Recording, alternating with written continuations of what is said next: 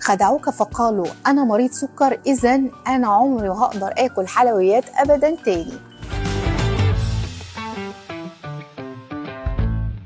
اول حاجه هي الحلويات دي احنا بنصنفها تحت ايه؟ تحت كلمه حاجه اسمها سيمبل شوجرز، يعني نشويات بسيطه او سكريات بسيطه. السكر البسيط ده بيبقى مشكلته ايه؟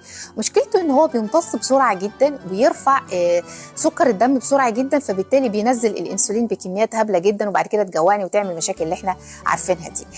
فبالتالي انا عشان اقدر اكل حاجه حلوه ليها شروط، سواء بقى كنت مريض سكر اول. لو مريض سكر اول طبعا انت بتبقى متابع مع الدكتور بتاعك، عارف حسبه الانسولين بتاعتك اللي هتاخدها، لان انت ممكن تحتاج تزود جرعه الانسولين لو هتاكل حاجه حلوه.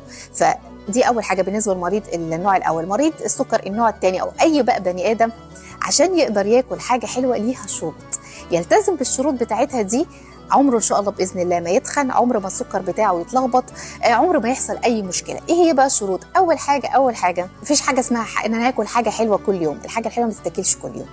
تاني حاجه، لو انا عندي مناسبه، عندي حفله عيد ميلاد، عندي خروج، عندي حاجه، عارف في حاجه اوكيجن كده، عارف ان انا هاكل فيها حاجه حلوه، نيفر اروح وانا جعان.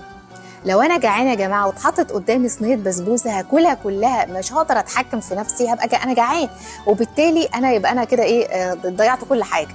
فنيفر ان انا اروح. يبقى اول حاجه انا ما اكلش كل يوم حلويات، ما اروحش ابدا وانا جعان، اكلها بعد وجبه كامله متكامله، يعني اكل واملى بطني من الاكل بتاعي اللي انا متعوده عليه، وبعد كده اكل الحاجه الحلوه بتاعتي. لما اكل الحاجه الحلوه بتاعتي ما ازودش ابدا عن الاربع صوابع دول، قد كده. وهقول لكم على حاجه حلوه بقى لطيفه انا بعملها، لما تبقى مثلا قدامي حته جاتوه او كيك كبيره، بعمل ايه؟ ما باكلش مثلا اقول انا هاكل نصها وهسيب نصها، لا، مفيش حد يا جماعه يقول انا هاكل نصها ويسيب نصها وبيسيب نصها.